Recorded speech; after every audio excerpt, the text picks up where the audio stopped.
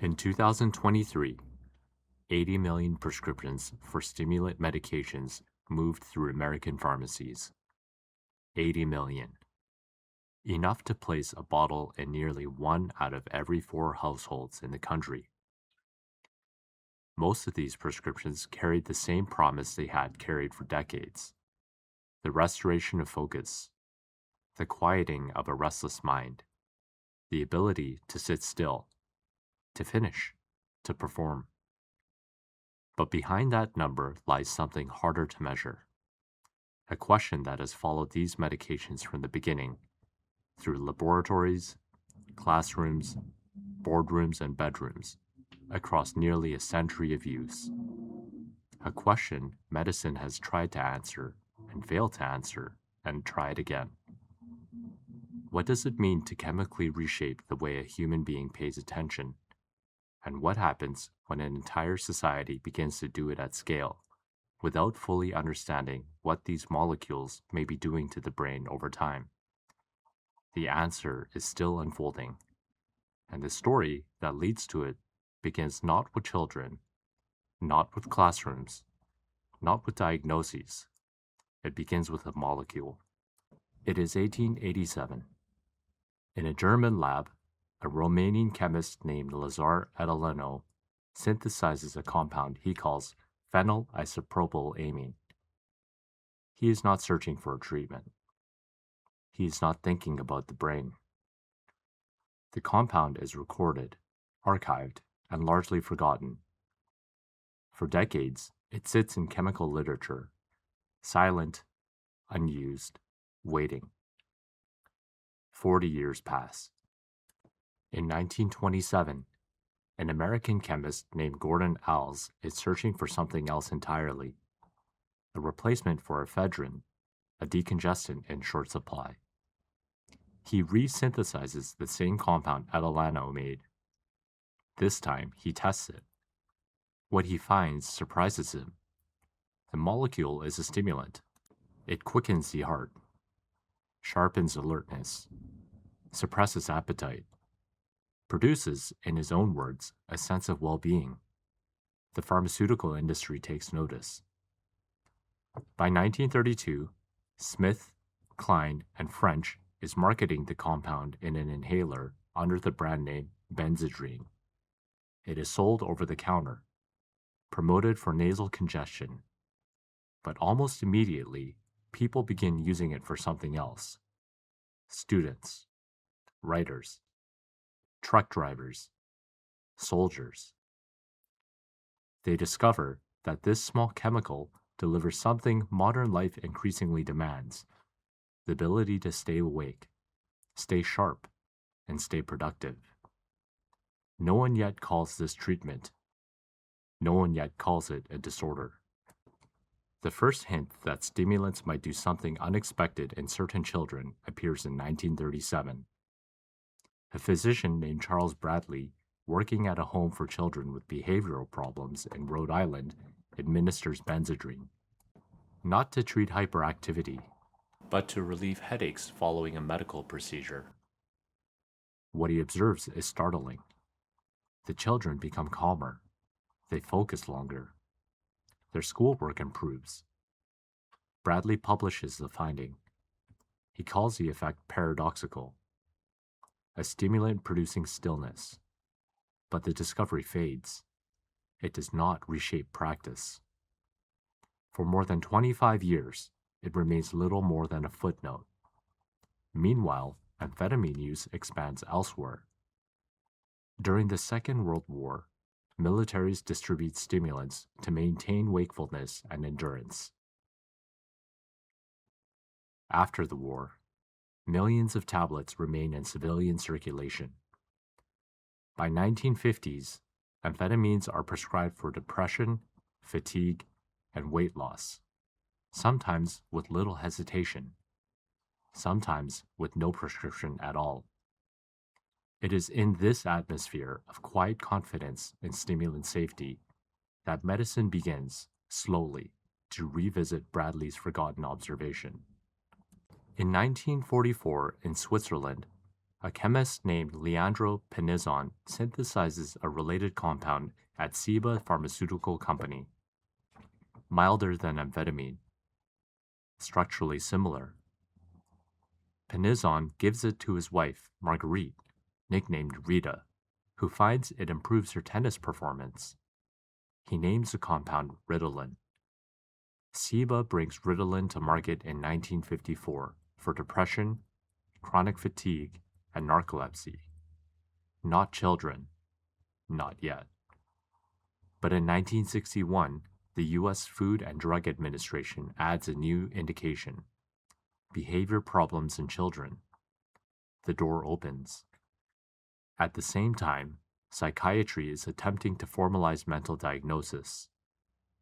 In 1968, the DSM-2 introduces hyperkinetic reaction of childhood, overactivity, restlessness, distractibility, a condition expected to fade with adolescence. There is still no sense of lifelong disorder, no vision of millions of affected adults. For now, it is simply a childhood problem, and it has a childhood treatment. Through the 1970s, stimulant use in children grows, slowly and not without unease. Some physicians hesitate.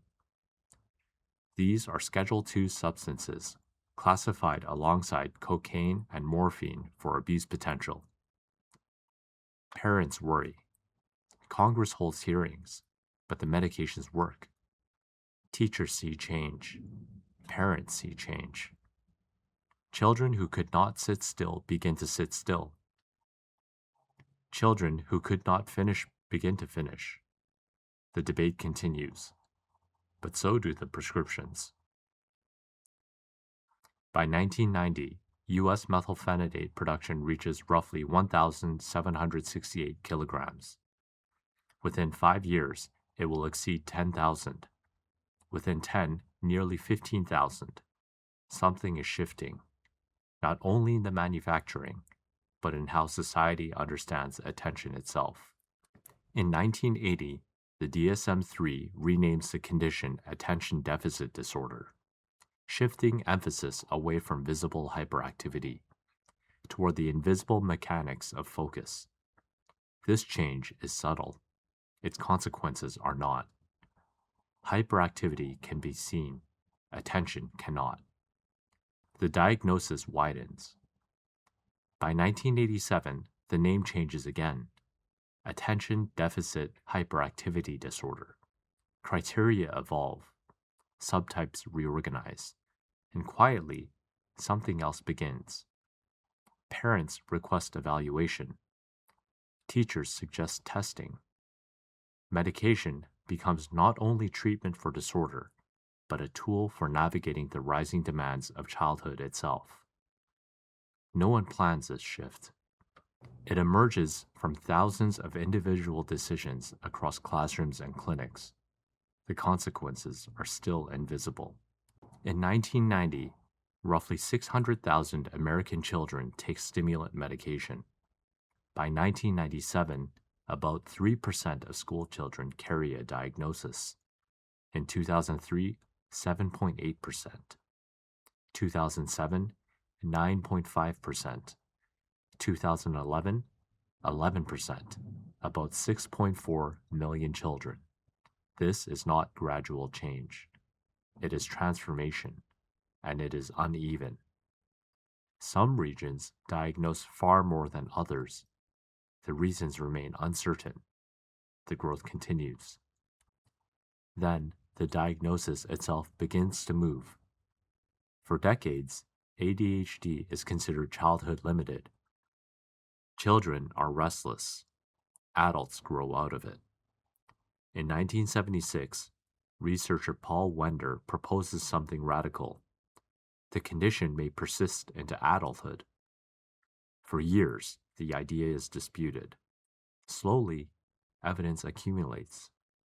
In 1994, DSM-4 formally recognizes adult criteria.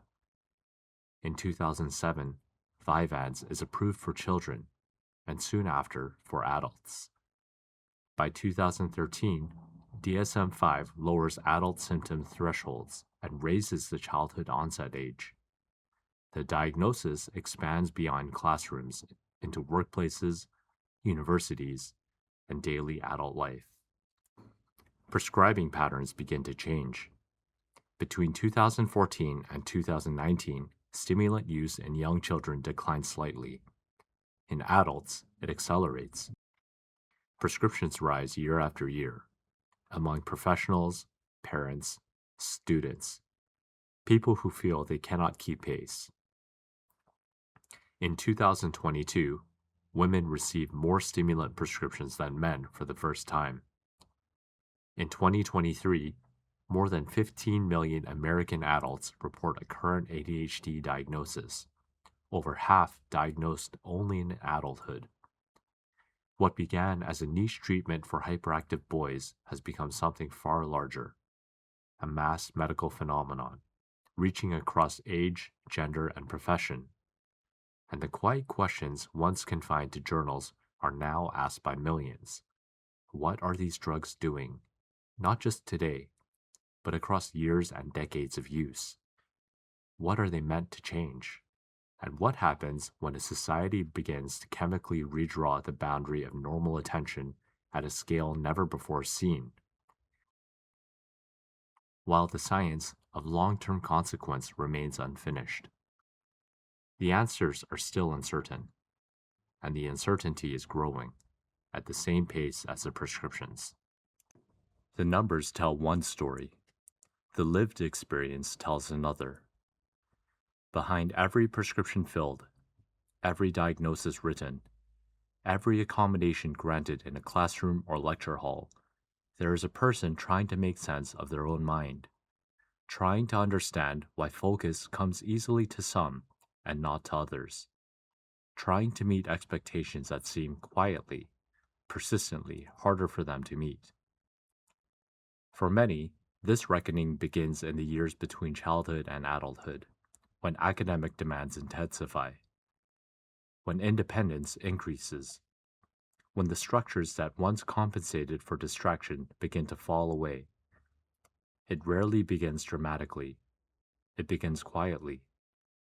And it often begins in school. Consider a student in the final years of high school. The work has changed. Essays are longer. Deadlines are less forgiving. The material requires sustained engagement across weeks instead of hours. Teachers expect planning, organization, self-direction. Universities are watching. For most students, this is difficult, but manageable. For some, it is something else entirely. Reading assignments accumulate without resolution. An hour of intended work dissolves into scattered fragments of attention. Effort is present. Intention is present. But focus slips towards a phone, a sound, a passing thought that leads to another and another until the original task disappears. This does not feel like laziness. Laziness feels like choosing not to begin. This feels like being unable to continue. The pattern repeats. A test is studied for, but the information refuses to stay. A paper is started, restarted, postponed until pressure becomes unbearable. Work is completed, but only inside urgency so intense it leaves exhaustion behind. Slowly, a private question forms. Is this normal? Does everyone else feel this way? Or is something different happening here? Sometimes the question fades. Some students develop coping systems, timers, short bursts of work, environments engineered for urgency. They manage, imperfectly but successfully, and the uncertainty recedes into the background of adult life. Others do not find management sufficient. The distance between effort and outcome widens. Grades fall despite intention. Confidence erodes without clear explanation. The sense of falling behind becomes difficult to ignore. It is often here, when struggles become visible, when consequences become real, that someone suggests an evaluation. A parent, a teacher, a counselor. Sometimes the students themselves, after recognizing their own experience in an article, a video, a friend's diagnosis. The suggestion carries weight, relief perhaps, or resistance, often both at once, because evaluation asks a difficult question. What if the problem has a name? Diagnosis does not arrive as certainty. There is no scan that confirms ADHD, no blood test that rules it out. Only a clinical judgment assembled from fragments, questionnaires, interviews, academic history, memories from parents, observations from teachers, and sometimes formal cognitive testing. The clinician is searching for a pattern, symptoms beginning in childhood, difficulties present across multiple settings, impairment significant enough to matter. The criteria are precise. Their application is not always simple. Memory shifts over time. Parents remember differently than children. The boundary between temperament and symptoms is rarely sharp, and beneath this lies a deeper ambiguity. The same difficulties that define ADHD, poor concentration, restlessness, unfinished work, can also emerge from anxiety, depression, chronic stress, or simple exhaustion. Sleep loss alone can imitate nearly every symptom on the checklist. Sorting these possibilities is rarely clean. Sometimes the diagnosis is clear. Sometimes it is provisional, tested through treatment itself. But regardless of certainty, what follows is often the same. A prescription is written, a pharmacy is visited, a bottle is opened. The first dose is usually subtle. Perhaps nothing at all. Perhaps a slight alertness, a quieter mental background, a mild loss of appetite that seems unimportant compared to the possibility of change. Then, within days, for many students, something shifts. Reading compresses into manageable time. Lectures remain present instead of dissolving. Work begins earlier, continues longer, and finishes without crisis. The description is often simple. I can finally think. I can finally work. I can finally do what I knew I could do. For students who have struggled silently, the feeling is not excitement. It is relief. Grades rise. Confidence returns. The future becomes visible again. This is the story most often told, and for many it is true. But it is not the only story. Some students find the benefits uneven. Focus improves in daylight hours, but sleep grows distant at night. Appetite fades. Emotion narrows. Less anxiety, but less joy. These effects are common, often manageable. Doses adjust. Formulations change. Still, they complicate the idea of a simple solution. Others notice something different. The medication works, then slowly seems to work less. The dose increases. Relief returns, then fades again. Tolerance becomes a quiet question in the background. Whether the brain is adapting, whether more will always be required. And for some, the deeper uncertainty is not biological. It is personal. When performance improves, when work becomes possible, who is responsible for the change? The student? The medication? Both inseparably? Some experience the drug as a tool, unlocking abilities that were always present. Others wonder whether the successful version of themselves exists only inside chemistry. The question is rarely spoken aloud, but it lingers. By this time, the student reaches university. The landscape has shifted again. Stimulants are no longer unusual. They are environmental. In libraries and dorms, during exams and deadlines, their presence is assumed, prescribed or otherwise. Students with prescriptions take them as directed. Students without prescriptions sometimes obtain them from friends, seeking the same clarity, the same endurance, the same chance to keep pace. The motivation is rarely recreation. It is performance, time, capacity, survival inside expectation. And in the short term, the drugs deliver, not only for ADHD, but for almost anyone. Attention sharpens, working memory improves, fatigue repeats. The appeal is obvious. The boundary between treatment and enhancement begins to blur. Two students sit beside each other during an exam. Both have taken the same molecule. One has a diagnosis, and one does not. One is following medical advice.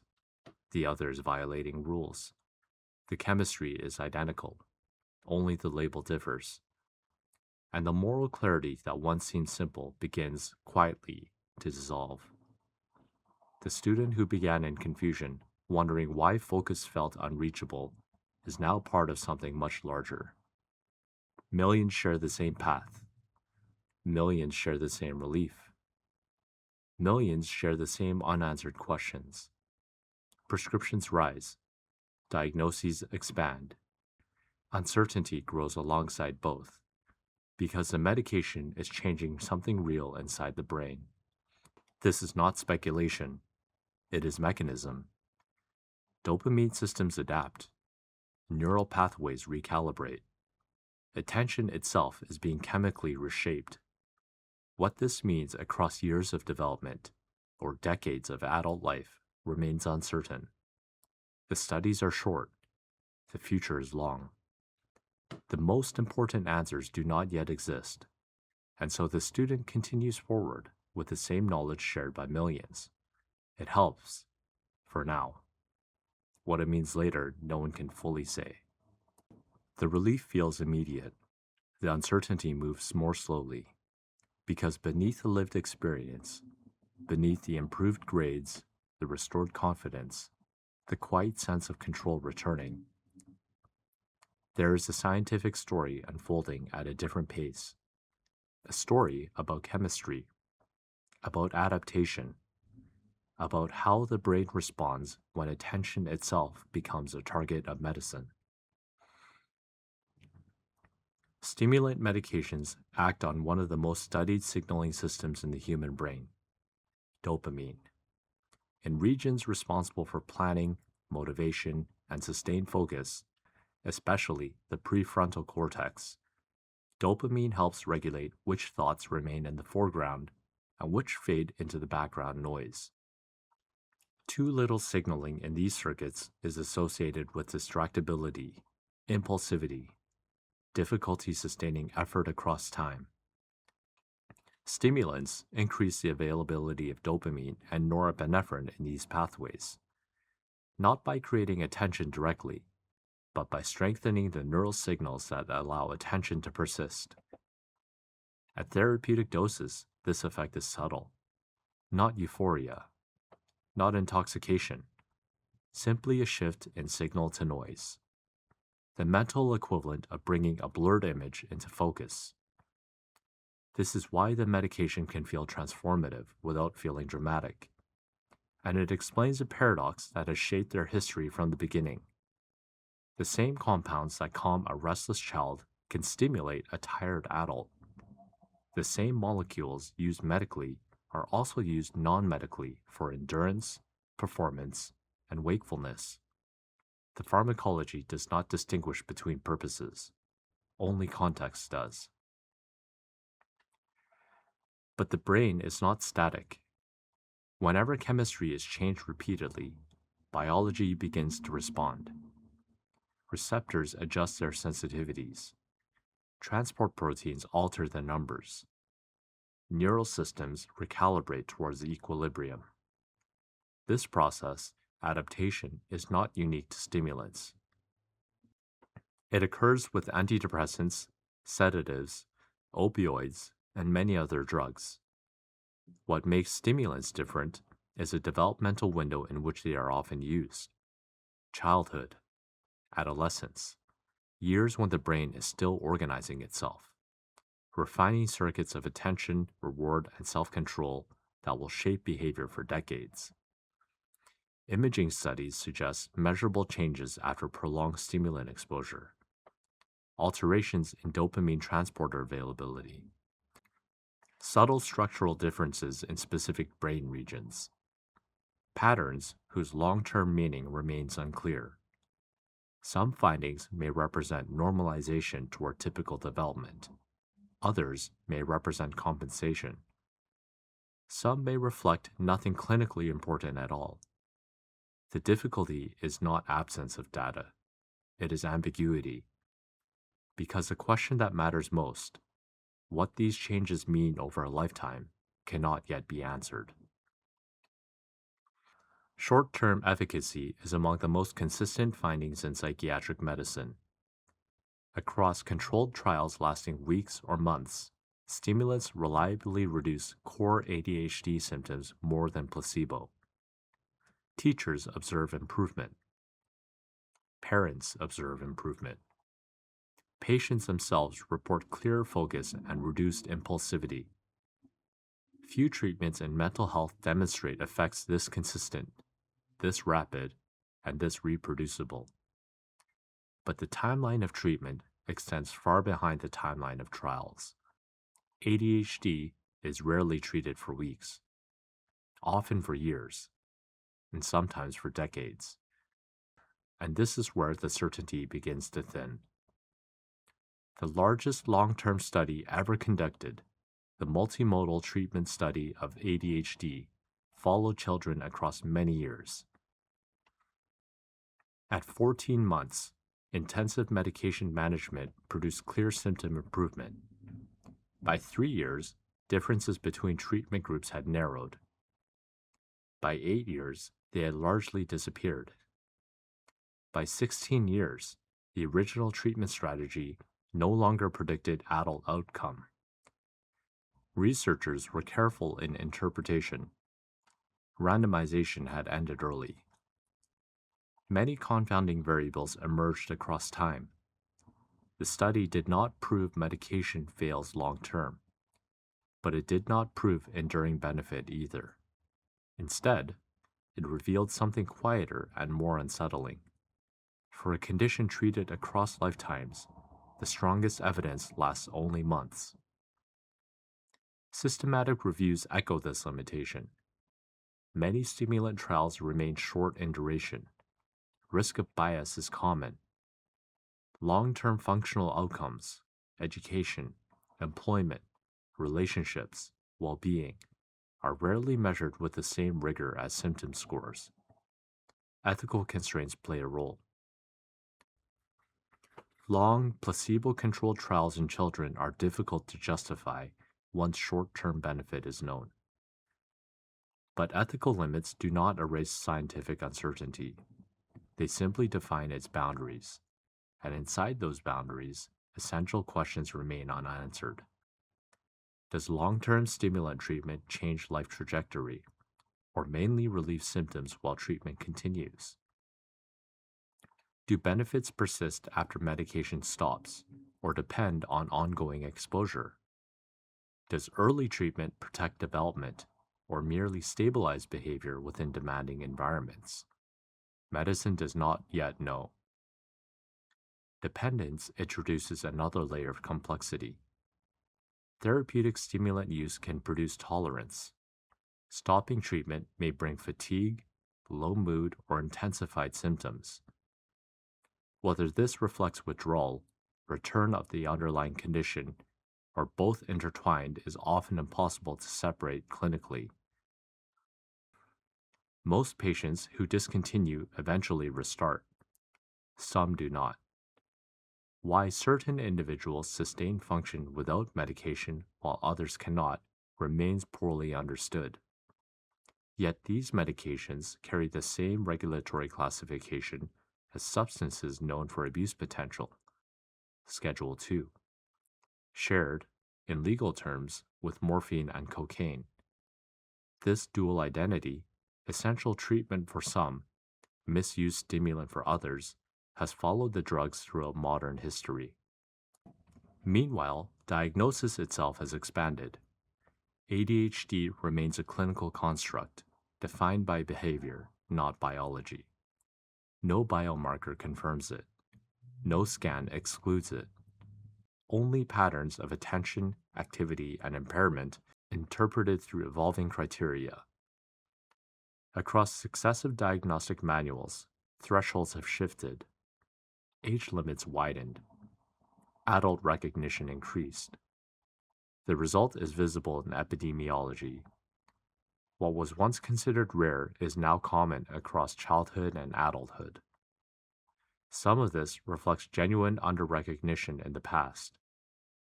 Some reflects broader awareness. Some may reflect cultural change. Rising cognitive demands in environments saturated with distraction. Where disorder ends and variation begins is not purely medical. It is also social. Modern life places unprecedented pressure on attention. Continuous digital interruption. Productivity measured in real time. Education systems that reward sustained cognitive endurance over uneven bursts of creativity or curiosity. These conditions do not create ADHD, but they magnify its consequences, turning mild difficulty into functional risk. Medication, in this context, does more than treat symptoms. It restores competitiveness inside systems that reward uninterrupted focus. And as more individuals use stimulants to meet these demands, their use becomes normalized, socially, culturally, economically. Normalization reduces stigma, expands access, allows silent struggle to become visible care. But normalization also shifts expectation. Attention becomes adjustable. Performance becomes modifiable. Endurance becomes pharmacological. And once a capacity can be chemically increased, the boundary between treatment and enhancement grows, difficult to define. Inequality shapes this landscape in quieter ways. Diagnosis requires time, evaluation, resources. Treatment requires clinicians, pharmacies, follow-up care. Access concentrates among those already advantaged, while untreated impairment concentrates among those without support. At the same time, competitive academic and professional environments increase demand precisely where access is the highest. Medication does not create inequality, but it interacts with it, amplifying opportunity in some places, absence in others. And still, the trajectory continues forward.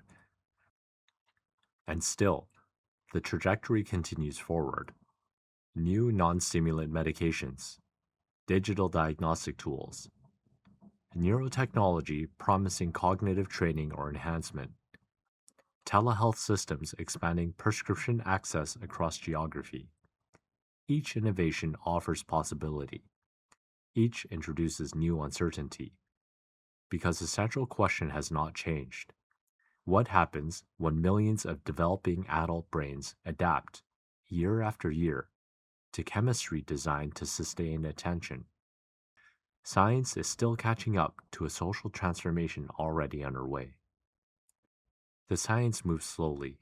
Society does not. While researchers debate mechanisms, durations, and long-term meaning, prescriptions continue to rise, quietly, steadily, almost invisibly, until the numbers themselves begin to describe a cultural shift. In the United States, tens of millions of stimulant prescriptions are now filled each year.